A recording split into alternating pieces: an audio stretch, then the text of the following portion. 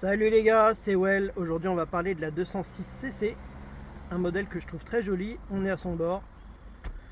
Le volant il est vraiment d'un bon diamètre, il est pas trop grand, souvent c'est ce que j'aime pas sur les voitures. Il est gainé de cuir donc il est très agréable. Le levier de vitesse avec le pommeau alu est très agréable aussi, avec le gainage également en cuir. Par contre il est relativement long et les débattements sont également très longs, ça va être pénalisant.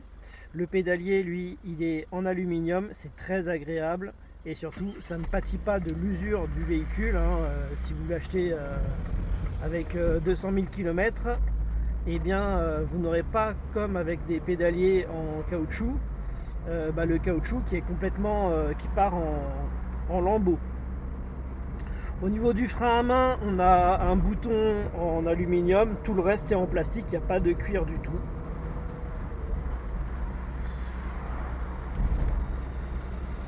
L'assise de prime abord, elle est assez ferme, mais au final, il y a un compromis entre la fermeté et le moelleux. C'est quelque chose qu'on va retrouver également au niveau des suspensions, je vais en parler un peu plus tard. La retenue latérale sur l'assise et sur le dossier est remarquable. Alors j'ai pas énormément de références, mais je peux vous dire que voilà, vraiment on se sent bien calé, et même si on prend des courbes d'une façon assez sèche, on est quand même maintenu, on va pas se balader dans la voiture, donc voilà, ça c'est vraiment un bon point. Au niveau des bras, à gauche, on peut poser son bras sur la contre-porte et ça tombe bien, quoi, donc on est bien. Sinon, on peut le mettre aussi comme ça en haut de la portière. Évidemment, c'est mieux si on a la vitre baissée. Là, je l'ai remonté pour éviter qu'il y ait trop de vent sur le micro de la caméra. Le compteur, il est vraiment bien complet, il est à l'ancienne, mais très lisible, avec le fond de compteur qui sont blancs.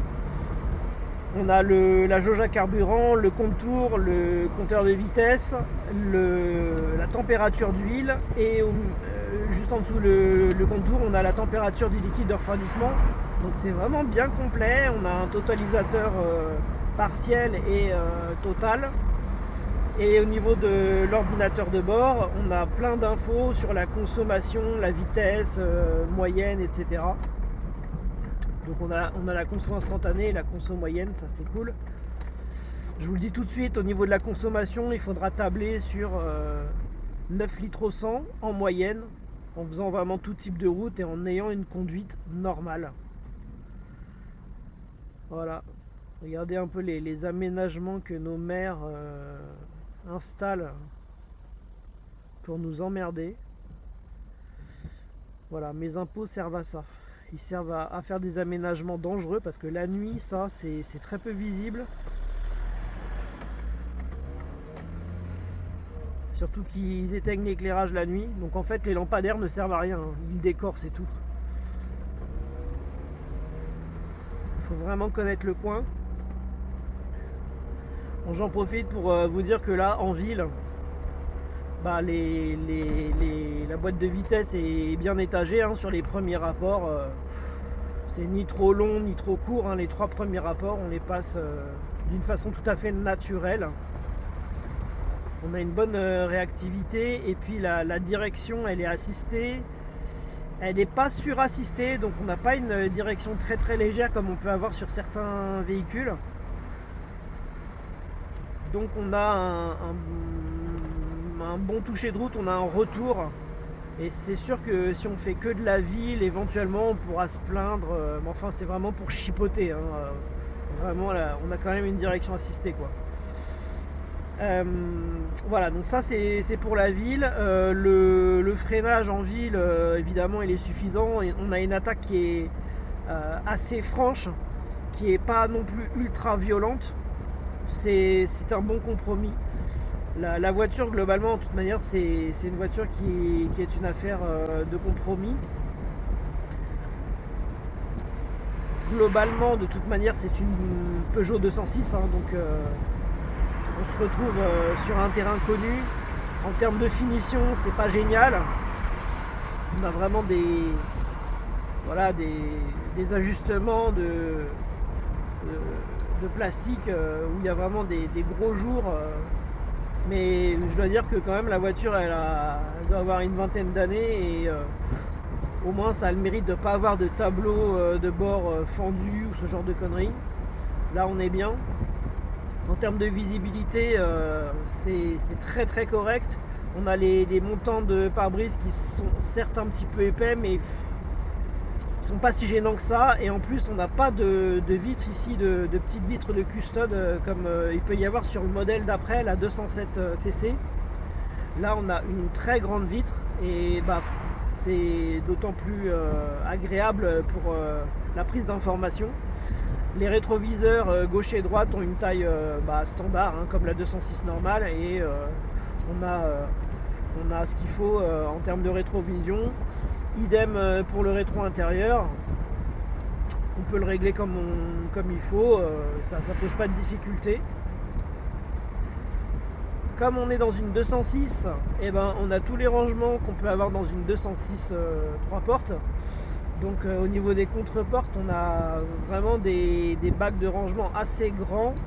Vous voyez là sur la droite, là je peux mettre 2 canettes de coca, plus une enceinte Bluetooth et toutes mes petites affaires. La boîte à gants, je vais pas l'ouvrir là parce qu'il y a plein de trucs dedans, mais en fait elle est vraiment immense. J'étais étonné de ça. Donc en plus elle verrouille.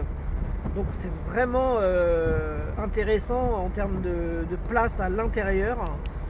On a également de la place qu'on peut utiliser au niveau des sièges passagers à l'arrière. Donc on peut vraiment charger les affaires si on part en vacances. On peut en mettre un sac de voyage qu'on utiliserait si on part par exemple à 2 personnes. Et ça complétera le volume utilisable dans le coffre. Parce que quand on l'utilise en version coupée, on a un volume de coffre qui est absolument gigantesque par rapport à ce qu'est cette voiture, à savoir une citadine de base. Donc vraiment une place importante. Et évidemment, quand on se met en configuration cabriolet, là je dirais que c'est divisé par 2. Donc on peut partir avec je pense des bagages à 2 personnes pour les vacances. C'est tout à fait possible en étant raisonnable évidemment, mais c'est pas la folie non plus quoi. Donc on peut quand même compléter avec ce qui se passe à l'arrière. En termes de toucher de route, avec ces suspensions qui sont un petit peu fermes mais avec quand même du moelleux, on a un bon toucher de route. Alors ce que j'appelle le toucher de route, c'est tout ce que vous allez ressentir, ce qui sera transmis de la route à vous, ce que le véhicule vous transmet de la route. Alors si la voiture est suspendu de manière trop confortable, quand vous allez accélérer, ça va tanguer. Il y a une partie qui va être absorbée par les suspensions et du coup vous n'allez pas sentir du tout ce qui se passe. Idem au freinage et idem en virage. Donc là par exemple, si je prends un virage, que ce soit à gauche ou à droite, en fait je vais sentir mon corps qui va appuyer contre les bourrelets de retenue du siège. Et ça va me donner une information sur le niveau d'accélération latérale que la voiture elle prend. Et du coup ce compromis là de suspension, il est vraiment excellent dans la mesure où il arrive à vous apporter ce toucher de route tout en préservant du confort, ce qui combiné à la garde au sol qui est classique. Elle n'est pas très très haute ni très très basse, elle est dans la moyenne. Ça vous donne en fait un véhicule qui est tout à fait apte à affronter les ralentisseurs apposés par nos mairies et qui leur permettent d'avoir un cashback de la part des entreprises de BTP. Donc C'est vraiment voilà, une histoire de compromis cette voiture. Au niveau du moteur, donc sur ce modèle c'est un 2 litres 16 soupapes de 136 chevaux.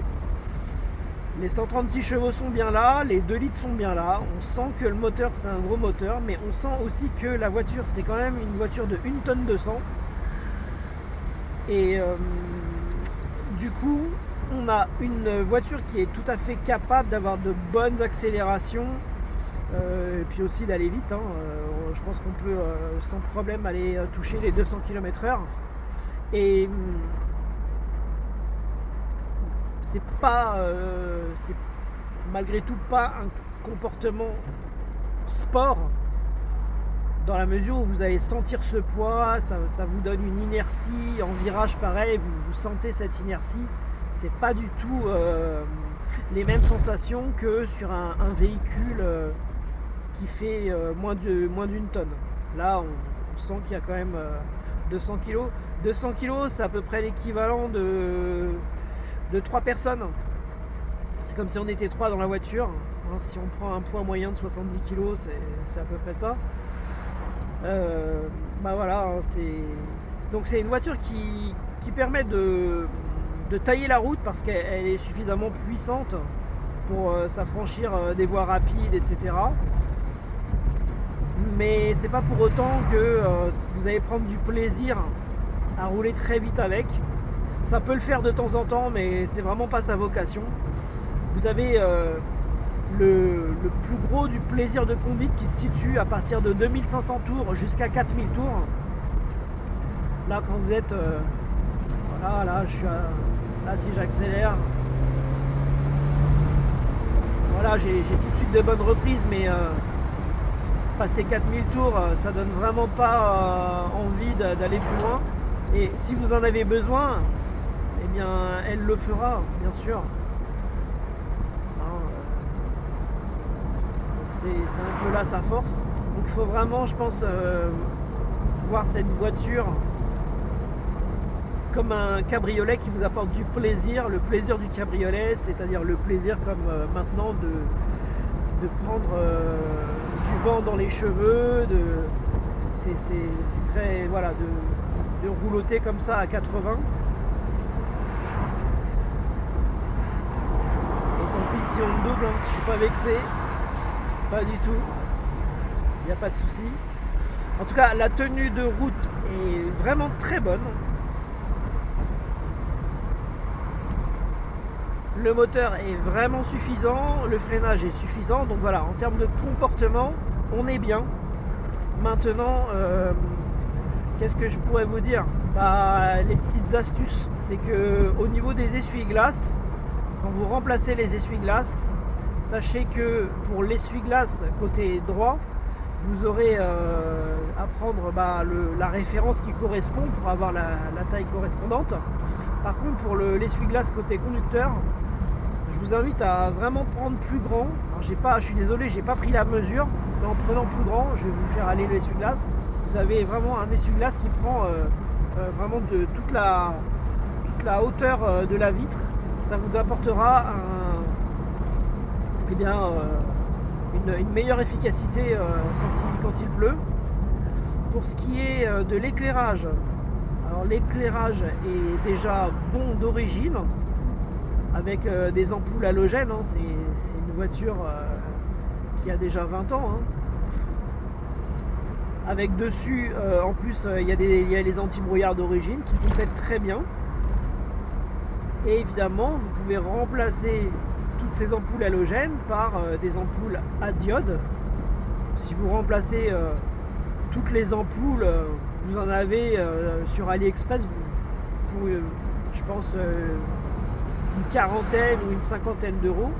Et là vous améliorez grandement la puissance d'éclairage. Vous avez un éclairage bien blanc qui sera certes plus contrasté, mais quand même au final on voit mieux avec un éclairage blanc, je trouve. L'inconvénient, c'est que pour remplacer les ampoules, il faudra démonter les phares. Et pour démonter les phares, il faut démonter la calandre. C'est un petit peu chiant, mais ça se fait tranquillement. En termes de sono, dessus donc on a un autoradio Indine, un emplacement Indine, que là j'ai remplacé par un poste Alpine. Et puis les haut-parleurs, il y en a 4, 2 devant, 2 derrière. J'ai remplacé par du matériel de chez Focal, du matériel d'entrée de gamme, mais l'entrée de gamme de chez Focal c'est 20 fois mieux que les haut-parleurs d'origine, qui en plus quand je les ai démontés ils étaient déchirés, donc il était évident qu'il fallait les remplacer. Et puis si vous ajoutez le petit caisson Focal sous le siège, là, ça transforme complètement la sono et c'est bien plus agréable. Je vous invite à faire ça. Pour positionner votre smartphone, le meilleur emplacement que j'ai trouvé, c'est de positionner cette pastille aimantée ici. Et puis ensuite, voilà, je peux poser mon smartphone. Vous voyez, je vais essayer de prendre voilà, le rond-point assez vite. Voilà, on entend les pneus crisser un petit peu. Et je l'ai pris à 50 km/h. Donc voilà, donc 50 km/h pour prendre un rond-point où j'ai tourné à gauche, quoi. La voiture, elle a à peine crissé des pneus. Et la prise de roulis était très limitée. Voilà, là je vais faire une accélération parce que j'en ai besoin. Et tout de suite je me suis mis en sécurité par rapport au camion qui arrivait. Donc vraiment pas de soucis avec cette voiture. Je regrette vraiment que les constructeurs aient arrêté de proposer des voitures telles que cette 206cc. Il y avait l'Opel Tigra Twin Top, la Nissan Micra CC. Il y avait celle-ci, il y en a d'autres hein, que j'oublie certainement. Pour les gabarits plus grands, il y avait la 307cc, la Mégane CC, la Volkswagen EOS. Aujourd'hui, ils ne proposent plus que des SUV de près de 2 tonnes. C'est vraiment dommage. Le monde part en vrille.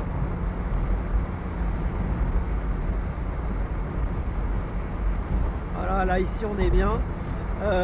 Tolérance à l'éthanol excellente. Donc là elle est à 100% éthanol. Hein.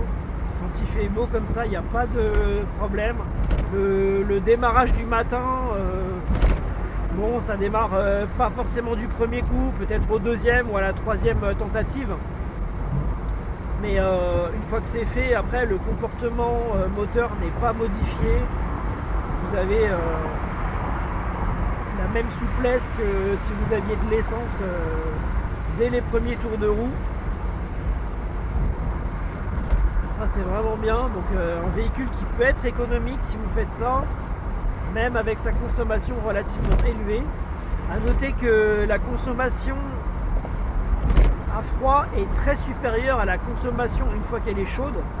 Là vous voyez, je suis à 90 et je suis à 8 litres au 100 et ça monte un petit peu, quoi. Voilà, et je suis à presque, ouais, je suis à 2800 tours. 2800 tours, je vais monter à 110.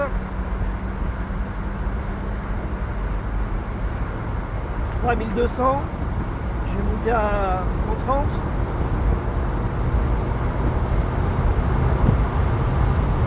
Voilà, 3800 tours. Donc ce que je pourrais reprocher à cette voiture, c'est vraiment au niveau de la boîte de vitesse, c'est d'avoir des débattements qui sont trop longs et de n'avoir que 5 rapports. S'il y avait un 6e rapport, eh ben, on pourrait tout de suite baisser le régime moteur, baisser le volume sonore et surtout baisser la consommation. Et ça c'est un petit peu dommage.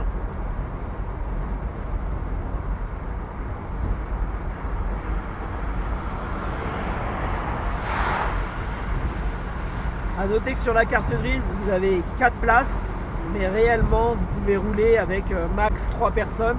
L'idéal c'est de n'être que 2, mais si vous avez besoin, le passager qui sera à côté de vous, s'il avance son siège au maximum, pour que lui, ça soit viable aussi, hein, évidemment. Derrière, on peut mettre un adulte d'une taille pas trop grande. C'est tout à fait faisable. Le confort à l'arrière est mauvais. L'épaisseur de l'assise et du dossier, il doit être de 2-3 cm. Et en plus, l'angle entre le dossier et l'assise, c'est quasiment un angle droit. Et bah voilà, donc on se retrouve pas bien installé. Donc pour un trajet qui est inférieur à 50 km, en général 50 km on les fait en 1 heure, ça le fait. Maintenant si c'est plus, il faudra soit faire des pauses, soit proposer une rotation entre celui qui est devant et celui qui est derrière. Voilà. Et encore une fois, donc, je trouve que cette voiture, elle propose vraiment un super compromis en termes de praticité du quotidien. Avec son toit haut dur, bah, vous êtes un petit peu protégé par rapport au vandalisme. Vous avez une bonne capacité d'emport dans le coffre. Vous pouvez faire vos courses pour la semaine largement et partir en week-end, partir en vacances, c'est complètement faisable. Avec l'éthanol, bah, vous réalisez une économie qui la rend complètement utilisable au quotidien, hein, pour aller au travail, etc. Donc voilà, voiture qui coche énormément de cases. La seule case qu'elle ne coche pas, c'est vraiment la case de la sportivité. Là vous avez 1200 kg et 136 chevaux, donc la puissance est correcte, mais le poids est trop important. En plus c'est une traction, donc vous n'avez pas ce plaisir d'être poussé, etc. Vous avez un comportement d'une traction classique, c'est-à-dire si vous forcez, bah, vous irez au sous-virage à l'accélération, et vous aurez une très très très légère tendance au survirage, au freinage. Et là, même pour ça, il faut vraiment forcer. Moi, quand j'ai eu l'occasion d'y goûter, c'était sur route humide, et ce que j'ai pu ressentir, c'est que c'était assez neutre. En fait, elle avait tendance à perdre l'adhérence un peu sur les 4 roues simultanément au lever de pied, ce qui n'était pas le cas sur les Peugeot d'avant. Alors je pense que le poids plus conséquent fait que ça donne ce comportement là, parce que sur une 206 classique, au lever de pied, vous avez le train arrière qui a tendance à passer devant, ce qui vous oblige à contre-braquer, et ce qui peut être amusant si vous savez le faire. Et si vous ne savez pas le faire, bah, ça peut être un peu effrayant. Donc on va dire que voilà, cette 206 cc, elle est plutôt rassurante, pas sportive, elle vous apporte du plaisir d'être décapotée, elle est pratique, elle peut être relativement économique. Donc à vous de me donner peut-être votre avis là-dessus. Est-ce que vous avez trouvé une proposition équivalente chez les constructeurs actuels? Moi j'ai pas l'impression, j'ai pas vu de voiture compacte citadine avec un prix raisonnable qui propose ce compromis de pouvoir faire tout ça, quoi. Sur ce, comme à mon habitude, je vous souhaite une bonne route et prudence à vous.